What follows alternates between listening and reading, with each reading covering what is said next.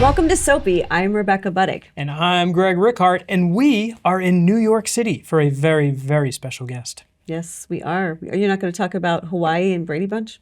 Well, I was going to say, it's sort of like when the Bradys went to Hawaii, except He Soapy said that came to New before, York. and I said, They told me to cut it, but Same. thanks for bringing it back. oh, they did. Yes. Oh my God, that's so funny. Anyway, our guest really needs no introduction. Her name is synonymous with soap operas, I would say. Uh-huh. The beautiful and talented Susan Lucci. Susan Lucci, who was labeled Daytime's leading lady by TV Guide. She played Erica Kane on All My Children for the entirety of that show's run from 1970 to 2011. And I was really, really lucky enough to work with her for, I guess, around 9 years. Well, you were a fan of that show before you acted on it. I was. What was it like when you first met Susan Lucci? It was surreal when I first met Susan at All My Children, for sure. Just like it was to meet all of the people that were on that show, you know, when I was watching growing up. But I'm really excited to talk to her today because I never got to talk to her in this capacity where I got to really drill her and ask her questions. But she wrote a new book called La Lucci. It's a follow-up to her memoir. And I'm really excited to talk to her about We're it. going to talk all about that. It's going to be a great reunion for the two of you, and we'll be right back.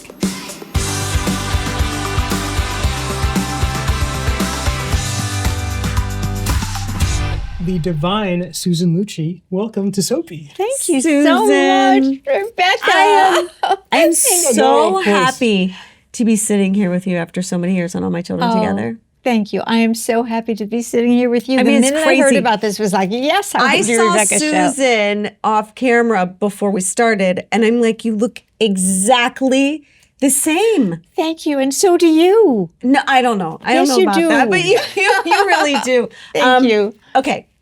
We want to talk about so many things with you today. Thank you. And the soap, obviously, this is Soapy, but you wrote a second book, so I want to get to your book before Thank you. anything. Thank you. Called La Lucci. Yes. And it's a book about reinvention and loss and your resilience through that, right? Is that a good description? Yes, and the resilience that I was in search of, did I still have it? Yeah. And so it's about milestones in my life and choices that I made. The first memoir that I wrote was 15 years ago, and it was called All My Life. Yeah. And I realized it was not all my life. And so there have been milestones since then. And I also include some of the milestones in my life that were beforehand so people can know who it is they're listening to or reading about and where I'm coming from. So there's humor in the book as well as definitely speaking about the loss of Helmut. There's a lot in this book. Helmut was your husband of how many years? Yeah, It was 52 years. 52 years. And I knew Helmut. Helmut was this larger than life man.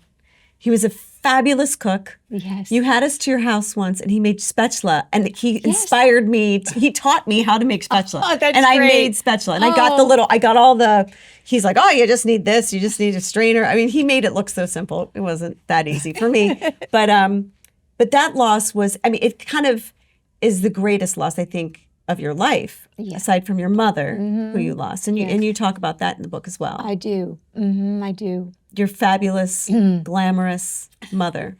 She was really something. And it's so sweet that you call her fabulous and glamorous. She would never have thought that of herself. I would always be telling her, Mom, you're so beautiful. It's not something that she thought of. Not that she walked around moaning and, feeling bad, but she was. She was glamorous and she was beautiful. Yeah. Well, the apple didn't fall far.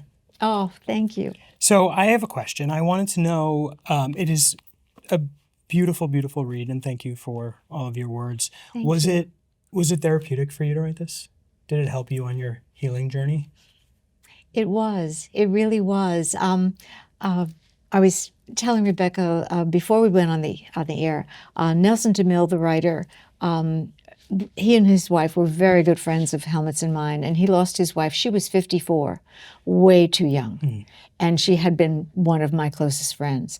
After Helmut passed away, I mean, we were all very friends, and even after Sandy passed away, Helmut and Nelson and I would be friends. We had a group of friends. Nelson became the best friend I ever could have imagined, and he's his books are incredible, and I was reading The Gold Coast and Nightfall and you name it. In any case, Nelson started encouraging me to write another book. He would say to me, I think it's time for you to write another book. And he introduced me to some of his colleagues in publishing and writers. And they would just spontaneously say that to me too, which was amazing to me that they had read the first book. I couldn't believe it. They didn't know that sometimes in the middle of the night when I would wake up, things were just pouring out of me. And so I thought, I guess it is time that I do this. And so I wanted to, and to answer your question, it was cathartic to me. Everybody's different, but the milestones that I talk about, it's about the choices that I made, but I wanted to be very sure that it was not, there were no teachable moments, no teaching moments. There's no preaching, there's no teaching. I simply say what I experienced, and if anyone reading it can take anything away for themselves, because my milestones are pretty much universal milestones. Dreaming my dreams when I was in college and standing on stage, and horrible encounter I had when I was 12 years old on the school bus that never has left me, and certainly my husband, and friendships, and my relationship with my mother, and a letter to my younger self, and answering some of the most frequently asked questions, and I love that so chapter. on. I know. It's I really love fun. that chapter. Oh, good. Because we do get asked a lot of the same questions from time to time. I just want to touch on you. You talk about friendships, and what I notice in this book is that you have amazing friendships, and those friendships really helped you through the loss of Helmut. And there's one, I took pictures of the 2 pages that you wrote because I struggle with it. You said when you were working, you felt like all your friendships were like all by the wayside because you really focused on, because our job is really 24 hours because you leave work and you have to study For the next day. right? Yes. And then also raising your family and taking care of your family and your husband and your kids. And there's just no balance. And you speak about that. But somehow those friendships, you really, I guess after All My Children, you didn't even really have time after All My Children because you were doing Devious Maids, but your friendships really helped you through. They helped me so much, and I'm so grateful. And I would say every once in a while, it must be so hard to be my friend because I'm not available all the time. And they have hung in there with me. And we have such great times. And really, they held me up when I didn't think I could stand. And now, we just have wonderful, we laugh a lot. Helmut made me laugh a lot. His friends made me laugh a lot. And my friends do. And I was because when you lose the love of your life and you've been a couple your whole life and everyone's in couples, you're not sure they're going to stay with you. You're not sure if they would then think, for whatever reason, just not be with you. But they are, and they're still making me laugh, and I thank God for that. I think you had 2 friends in particular who had lost their spouses, yes, or something like that, right? So yes. it's almost It like became a bereavement group for you. yeah. Oh, absolutely. And yes, and we can talk about that, and that is cathartic and helpful. Yeah. My aunt became a widow suddenly and surprisingly when she was young. She was in her 50s. My uncle was maybe a decade older. But like you, she found resilience that I don't know if she knew she had. She sold her house in Long Island. She moved to the Upper East Side and had this incredible third act as a how single wonderful. woman, but who still has those friendships, the couple friends, new friends, and I related to her a lot in reading this because you reminded me of her. Oh, thank you. Yeah, I think that's the thing, So I'm writing about my choices that I made in the milestones that affected me, but I know a lot of them are universal. We all dream our dreams. Yeah. We've all had bad encounters when we're 12 or 13 or 15 years old. Yes. And we've all had loss, and we've all everybody's different. Everybody's different, and I respect that. Yeah. But it's funny how you say you didn't set out to have any teachable moments, but as parents, I think, it's your actions that are the teachable things, not what you're telling people to do. So I think people are going to learn from this, whether you like it or not. No, I hope they do, but on their own terms. Yes, do you know what I'm yes, of saying? course, yeah. But yes, and there is actually there's a chapter on being a working mother. Yeah, because it's funny, when I wrote the first one, Andreas, my son, was really encouraging me to write, and I kept saying, "Really, honey, really? Are you sure?" Because I haven't had any kind of scandal or anything. And he said, "No, Mom." He said, "A lot of and he wasn't married then and hadn't met the one." And he was saying, "No, a lot of the girls I know, they all want to know, how do you do it? How do you be a working mother? How did you manage it? How are you doing it?" And so I wanted to write a chapter on working mother. And all mothers are working, whether you're working One job or It is one job so or true. both or It is so whatever. true. Oh, but I yes. didn't really have an appreciation until I had my own kid. Yes, me either. And you had two at home and Helmut. I know you took care of him. He took care of you, but you took did. care of him. And so the other thing that I really like about your book is that you really aren't judgmental. I think that probably stems from your parents, but you're just really like, you said when you lost Helmut, you didn't judge how people handled their reaction to that. You had a friend that he didn't show up. He was very close to Helmut and didn't show up to the service, and you didn't judge that. And I really admire that, because I think, I think it's easy to judge how people react. Yeah, and everybody is different. Everybody's different when they have their own loss, and that was a loss for that man too. He lost his good friend, you know. But everybody is so different. I've learned that over the course of my lifetime, you know. I wanted to ask you, and we almost had a good segue into the show, and maybe we'll get back there, but I don't want to put this to rest. You talked about your journey of finding unconditional love and the challenge of being hard on yourself and also recognizing the need and the importance of loving yourself unconditionally. And it's funny because my husband can be hard on himself, and I'll say to him all the time, speak to yourself the way you would speak to Monty, our son. Like, with that level It's a great name too. Oh, thank you. Welcome. But can you tell us a little bit about that journey and sort of maybe circling that square of being hard on yourself but also loving yourself unconditionally? Well, actually, Laura Morton, who has been so wonderful writing the book with me, asked me one day, so do you think that there are worse critics of you out there? And I said, I didn't even take a beat. I said, oh God, I hope not. Because, and I think each of us probably in our own way have this negative inner monologue that goes on and can keep you down. And something people might be surprised about, because I have battled shyness my whole life. And I'm much better now, because what I do for a living and what I have been in the public eye my whole life, my whole adult life, has helped me, you know, but it's still there. And sometimes it's the elephant in the room. So I'm still working on that inner monologue and trying to get past the shyness and trying to get past the negativity of myself and the unconditional love of myself. I don't know if I'll ever get there, but Wow, you would never know it. good. Good, very good actress. But there's also, I get that there's that introvert extrovert battle, and I don't know about you, but if I have, I'll tell you, on Wednesday we have a busy 2 days ahead of us, and on Wednesday I'm going to just need to be by myself, because I need to sort of recharge that like alone time battery, whether it's just a walk in the park by myself. But I certainly battle that as well, where it's like I have this profession where I do need to be extroverted, but I think my instinct is to want to just close off. And I think that's the creative person too. I think the people in the arts, I've read that, you know, you need some alone time too, some downtime, and to balance it. My original agent, Sylvia Gold, remember saying to me one day, actually Helmut and I were in LA visiting her, we were having dinner, and she said to me, oh, you want to have balance in your life. Did she laugh while she said it? Kind of. Balance. Yeah.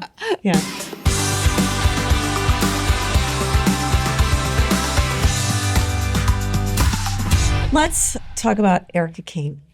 Let's talk about. Okay. Well, you started so young. I mean, you started just like kind of right out of the gate. You got this job, and I know Agnes created Erica Kane.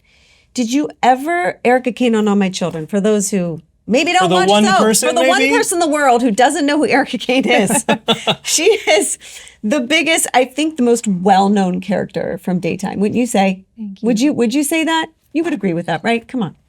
It seems that way. Yeah. So I have a question.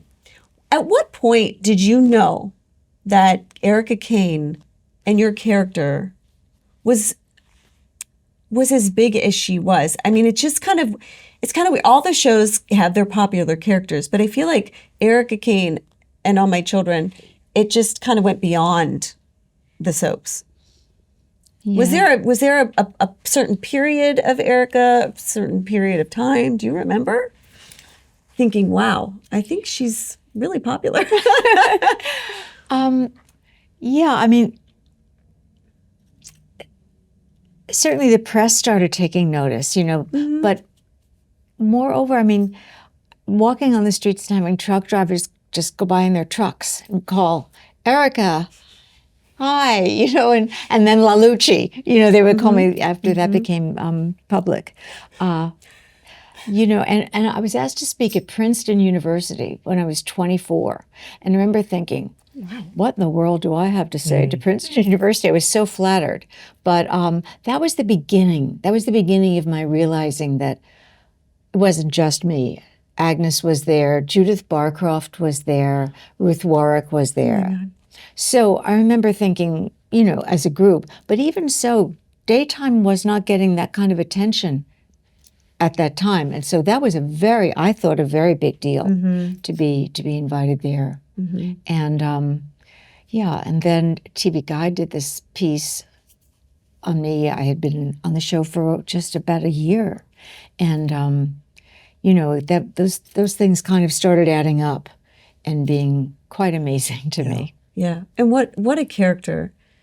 Yes. You had such an incredible character that, I mean, they wrote stories for you up until the very end. You were never like, I think, at least for me, aging in this business is not easy. And parts are not, they're very few and far between where you get really written for as a more mature woman. And you got that. You got to play this really rich, fun character. From the time she was first on the air. Yes. I mean, Agnes created this character, and lucky me, she put her in my hands. And I was in the best hands with Agnes. I would read scripts and think, oh my God, I'm going to get to say them, I'm going to do that scene, So it was just instantly, and eternally just so And in the book, you have letters from Agnes, which are good. just so amazing.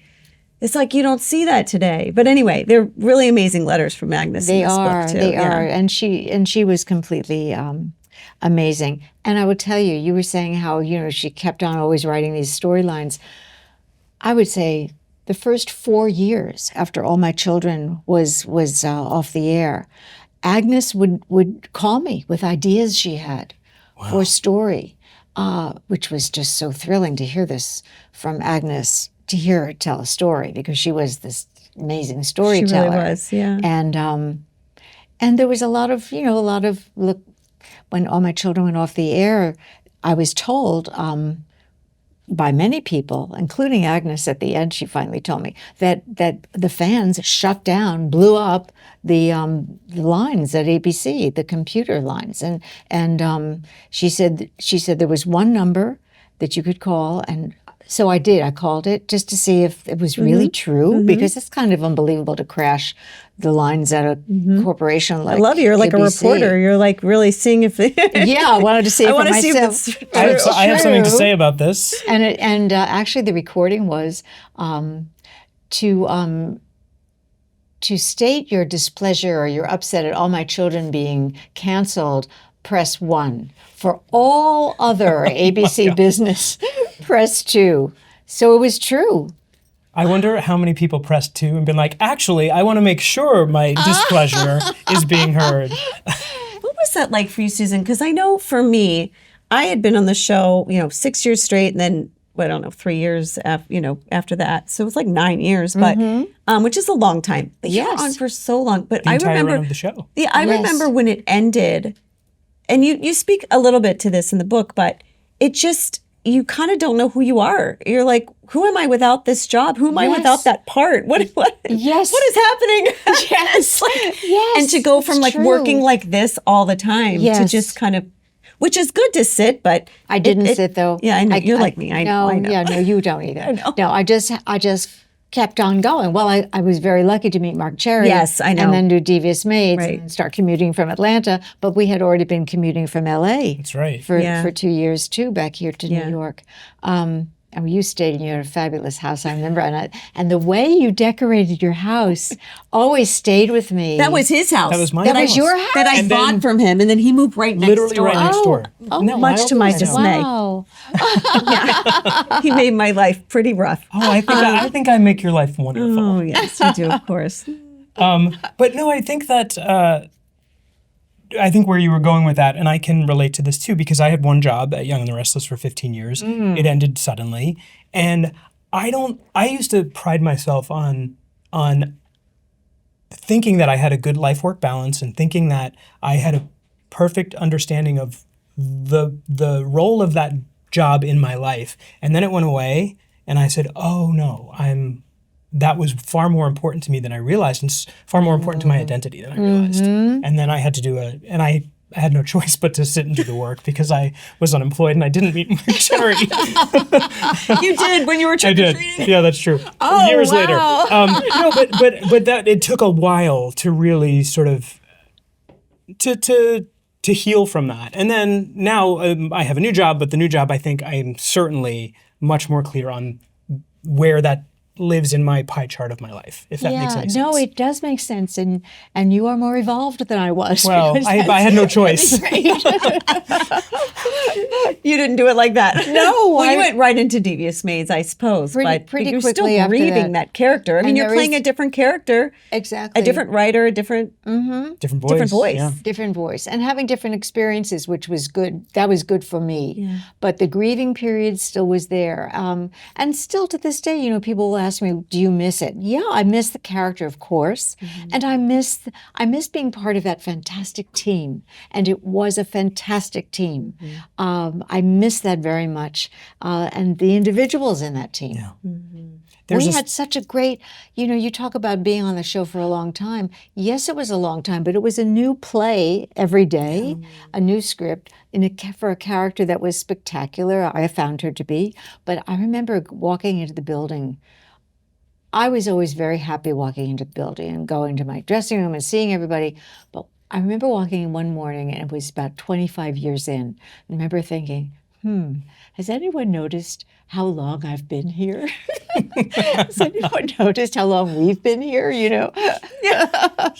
That's the uniqueness of this genre, right? Is that Yes. you grew up there. You had all of the milestones that we go through in life. It's rare for them to happen for somebody in one place, which I think also speaks to why that environment can maybe have a disproportionate importance in your life, because could that's your be. second family. Yeah, it's true, and it is a family. The crew, the cast, the production team, the writers, everyone, because we're all in this building, and we're in the trenches together. Right. We're there till we get it right.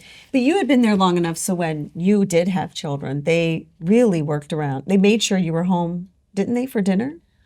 As much as they could? As much as they could, yes, as Yeah. much as they possibly could. Yep. Yeah, you told me about that then. And I was like, now I'm like, wow, it's really, and I have that with my work. And it's just, there's just nothing better than having a workplace that really values family. Yes, you were telling me what a wonderful atmosphere it is for you to go to work in, and that counts for a lot. It really does. But I don't know there's- how you did it. I couldn't find one interview where you weren't asked about a future for All My Children, and it always feels like there's a conversation where Kelly and Mark have expressed interest Ripa over and the Mark years. Consuelos. Sorry, Kelly Ripa and Mark Consuelos Yes. in a reboot, and that's always sort of been bubbling. It feels like. Yes, it's been bubbling for several years, and then just when I think that it probably isn't bubbling anymore, it's bubbling. It's bubbling as we speak. That's great. Really? Yeah. Well, I feel like Is Greenlee still alive? I'm kidding. I hope so. Greenlee really liked to needle Erica. It was Yes. so Oh, we fun. had a great time. I will never forget.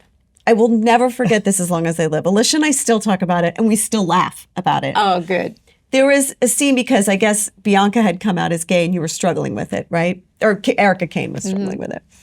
And Alicia Minshew, who played Kendall, I don't know what was going on, but she said to you, she says to her mother, Erica, I'm gay. And I walk in the room like, do. And she goes and she takes me and she dips me to kiss me.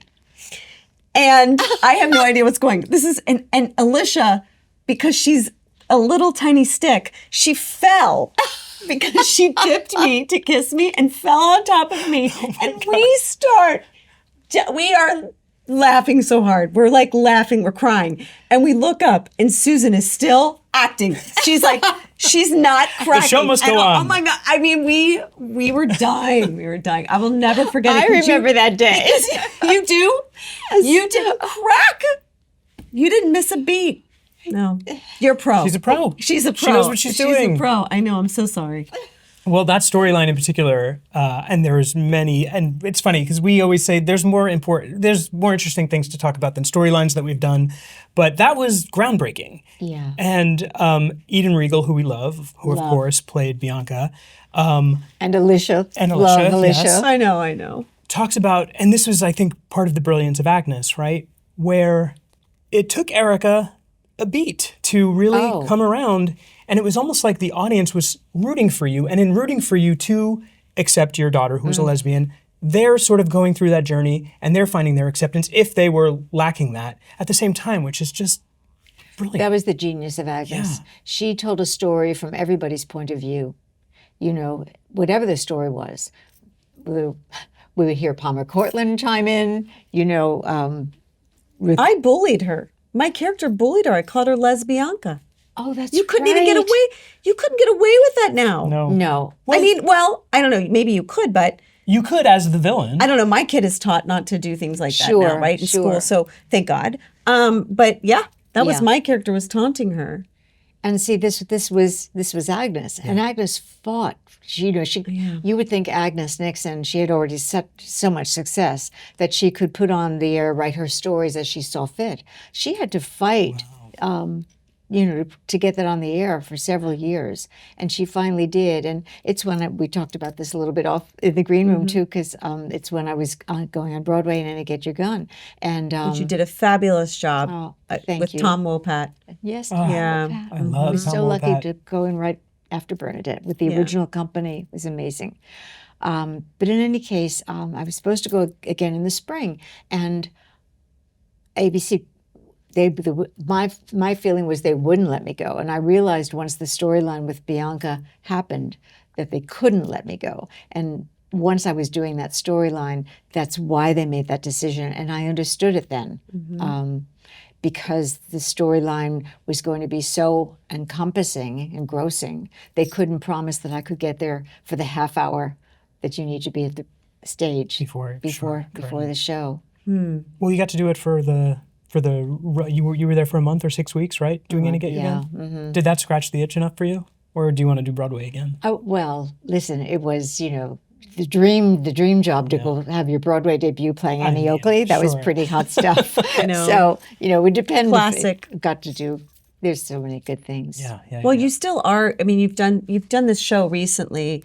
My Joy off-Broadway run. Behar, Yes, the ex-wife's, the first ex-wife. My first ex-husband. My first ex-husband. Yes, yeah. So you got to do that, and so And that was really interesting because it was very different. First of all, it was Joy Behar. Yes. I was kind of, it was New York, it's comedy, it's raw, and it's Joy Behar writing it. Just gives you a hint. And the title, My First Ex-Husband, tells you a little bit about what this is.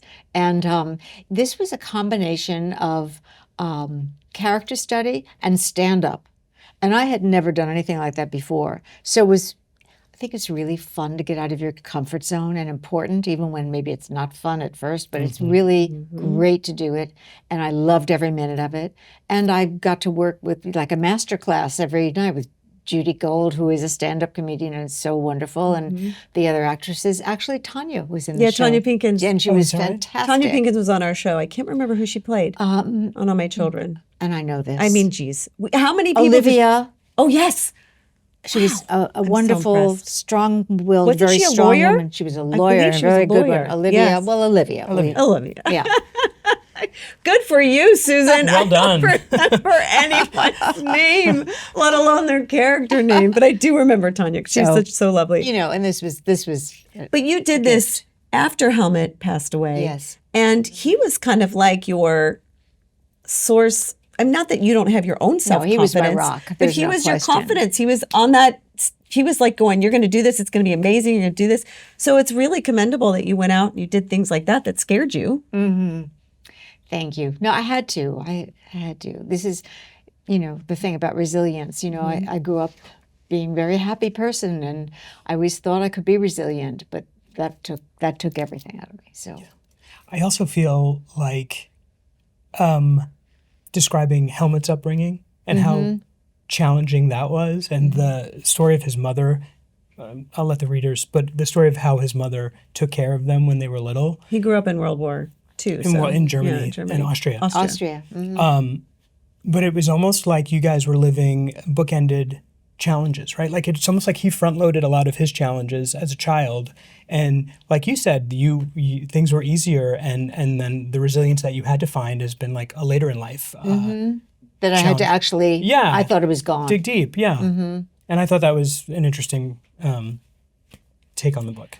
Yeah, Helmut was 10 years older, and I loved that. And he had a lot of experience. And I grew up in peacetime America, Yeah. and he was 2 years older when World War II broke out. He grew up in much different circumstances than I did, and yet we're like a magnet to each other. Yeah. We wondered if he had ever met Eric Braeden from Young and the Restless.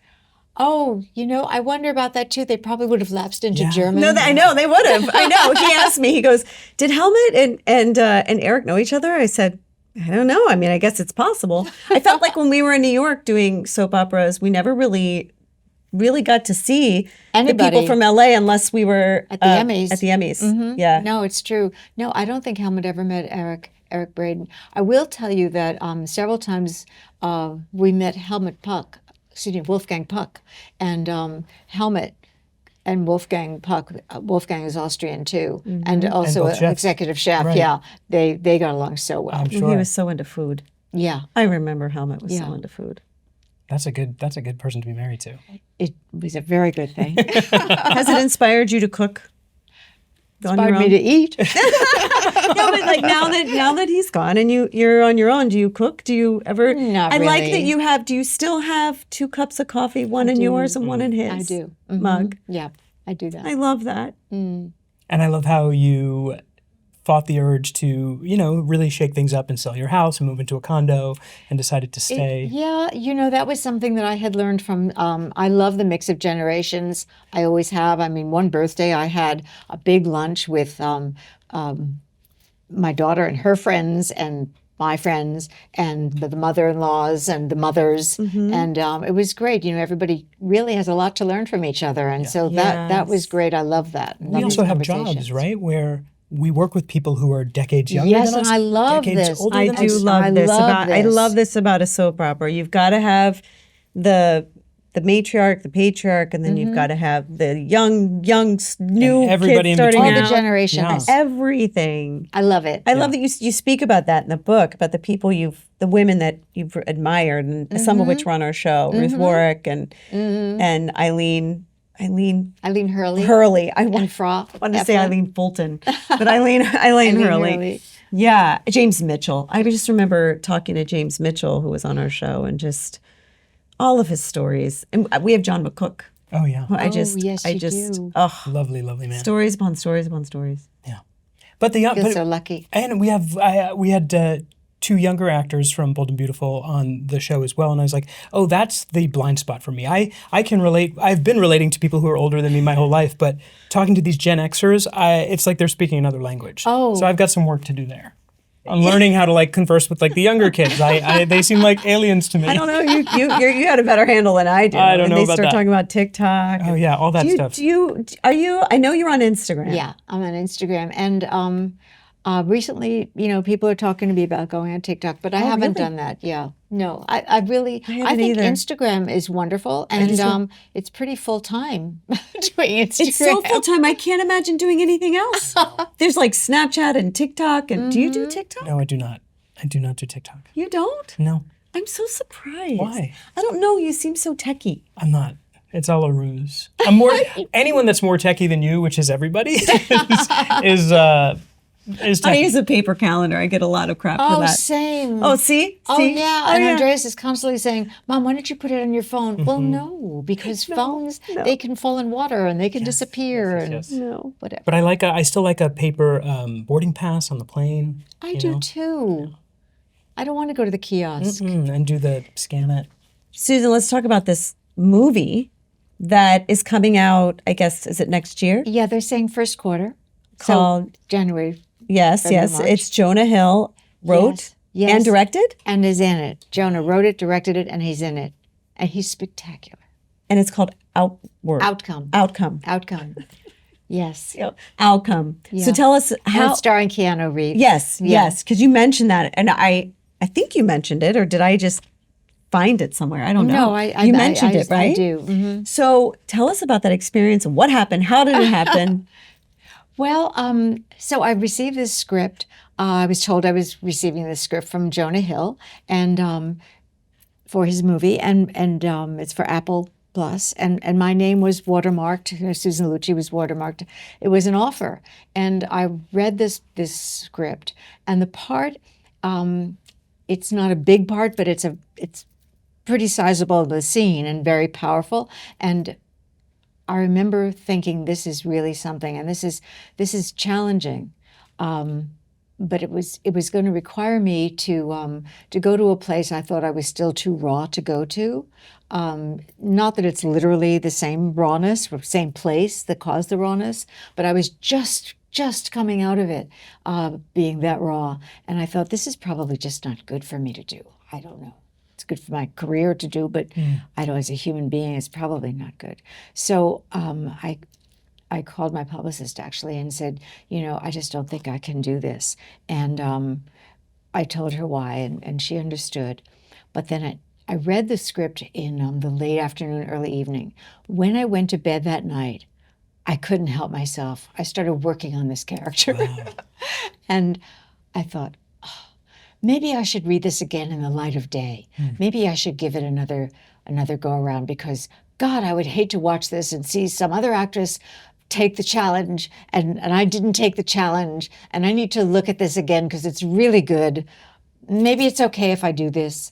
And so I was thinking about it, and I hope I'm not talking out of school. Jonah Hill called me. He really did have me in mind for this part. So great. Did he watch All My Children? Yeah, I think so. Yeah. Oh my gosh, seemed it's that so way. amazing. And he was so lovely and wonderful to talk to, and I could tell he was really invested in this. And I said, by the time we finished talking, I was like, okay, we're going to talk in the morning. So, I mean, when I hung up, I had this, talk about catharsis. I had this enormous cathartic gratitude that this came my way, and that I was going to accept that challenge, and I was going to do it the best I could. And I love that feeling. Yeah. That feeling. And so I did take it, and I was so thrilled. I had a wonderful experience. Keanu Reeves was spectacular to work with. Wow. A real actor. I mean, we did about 4 passes at it, between ourselves. And he said, God, I wish we were doing this on Broadway. And I said, so do I. Because you keep finding things. There's always, that's the one that I found after All My Children. You know how we rehearsed among ourselves because there wasn't enough rehearsal time. We'd be, just running or yelling at each other across the whirling hair dryers in the hair and makeup room, trying to get a little rehearsal in. And I found, part of the joy is in the rehearsal, is in the discovery, is in the refinement, is in the creation. So got to do that. Got to do the part. Also, the nuance of a moment that you can find in take 3 or 4. Yeah, you don't even realize, because by then you're comfortable enough to see where it takes you. Yeah. And that's exciting. How great. Did you find when you did Annie Get Your Gun on Broadway that every performance was a little bit different like that? Yes. So you could just, because, you wake up in the morning and you're not in the same mood all the time, right? So you bring a different element of yourself. And the that audience day. is always different on Broadway or on live yeah. theater. You know, the audience is part of it too. Sure. And you've done it so many times that you really can go with it and really have fun with And it. that's a wonderful feeling. That's so exciting. Yeah. I love that you did this movie. Thank you. Me too. I feel like you're just like it's like just the beginning. Yeah, like it's a new beginning. It's a new beginning. Wasn't that the name of your talk show? Yes, actually, yes. Yes, Enza. Fabulous Enza. This was her thought. You know, she was NYU Film School. Oh, Yeah. I didn't know this. And she had this idea, this amazing idea for Erica to have Enza a worked talk show. in production Yes. at All My Children. Yes. So did she pitch that to the producer? She must have. Yeah. She must have. And Erica had a talk show Yes. called New Beginnings. And it was so well done that, you know, by the producers, whoever directed it, Agnes wrote it and Lorraine wrote it, that people, you know, were calling up. Mike Cohn told me this, you know, who was the PR person at the time. People were calling ABC to book their appearance on New Beginnings. Oh my God. And so I thought you did have like famous guests all the time. I remember. four mayors of New York City, Oh, wow. Dinkins and Giuliani. I just remember having a cat fight of some sort, and there were pillow feathers everywhere. Oh, on yes, that set. was fun. Who did I have a cat fight with? Was it Kelly Ripa? Was it? It could have I been can't Kelly. remember. It could have been. I was going to ask you about Signs. So, because you read a book called Signs after Helmut passed, and I have that book as well. You do? And I get because my dad passed. Yes, and I'm so sorry to hear that. Thank you. My dad. Now this I'm going to start to cry. My dad loved Susan Lucci. He had such a crush on you. Oh, thank you. And she would sign pictures for me, and like he did And all your mom kinds made of that, stuff. that beautiful little white Oh yes, sweater. my mother made her a sweater, and we took a photo of you all draped across the couch, and she signed it to my dad, and he just really got a big kick out of that because he had a crush on Susan. My mom would tease him about it, but anyway, I've had signs from my dad. Like you talk about feathers, and I was telling Greg this story that I went to the grocery, and I put my groceries in the trunk and I closed the trunk, and I drove home, not in any sort of particular nature area or anything, and I had this beautiful long bird feather that was like stuck in my. It would look like someone stuck it in the trunk, I understand. like between. I was just No like, birds in your trunk. no, and I was like, oh. Thank you, Dad. Have you Googled feathers and their meaning? And No. do. Okay. Because it really is a thing. I didn't ever even hear about signs. I knew nothing about signs. But it was the first book that a good friend of mine sent to me after Helmut passed. It was the first thing I read. And it was just a revelation. You know, The Dimes, 10/10 his birthday, the Dimes, Yeah, that was just. and I wanted to believe this. I was skeptical until I had these experiences, first with Dimes, again, because Helmut was 10/10, but then the feathers keep coming. And I called her back and I said, what about feathers? She said, oh my God. She said, you've got to Google feathers. They really are a thing. So Google feathers. I'm going to Google feathers. Susan, I really miss you. I miss you too. This has been so wonderful. You were so incredible to work with. People often ask what you're really like, obviously. And because it's not often you get to work with Susan Lucci. And also we got to do some really, really great things. scenes. We were did. like, she was my arch nemesis. And you were mine. For a long time. You led with grace, and you were always so professional and so kind Thank you. and generous to everybody. And I just said that's how she was. If she ever had problems, she did it behind closed doors. You were always like really gracious and really kind and really professional. It's so And lovely it's of you from to say. it's from the Thank top you. down, right? Right. And we had a Teaching really the warm. lessons People through your always talk behavior. about how amazing All My Children was, and how the Yes. cast was so lovely and warm, and you were that way. Thank you very much. Oh, You couldn't I'm say not- anything nicer. Thank you. No, it's true. So Thank anyway, you. I miss Thank you. I miss you I too. love you. I'm glad Michael you're here. Wall for a long time was keeping me. I knew Oh, when you had yes. the baby, and now she's yes. 11. I mean, it's Oh yes, shocking. 11. Yes. I know. Can't believe it. I know time Yes. flies. Well, I feel like a third wheel in the middle of this love I'm fest. sorry. That's okay. You I just are want to say nobody's third wheel. You are fantastic. this has been an absolute delight for me to get to spend this time with you because you are just royalty, and this has been an absolute honor. Thank you so much. And I'm so glad to meet you and work with you, Thank Greg. you. Thank Everyone you. is going to go out and buy La Lucci. It's not a depressing book about loss. It's about getting through something hard and coming out the other side, and lots of great stories in between. And you can get this, I guess, everywhere. You can pre-order it now. Pre-order now on Amazon. And you can get it everywhere. In February, it'll come out. 2026. Exactly, February 3rd. They always February drop on a 3rd. Tuesday, February 3rd. February 3rd, 2026. But pre-order this now. It's absolutely inspirational, as are you, as is our little podcast here. So catch us on the CBS YouTube channel, listen to us on the Odyssey app, or wherever you get your podcasts, and we'll see you next time.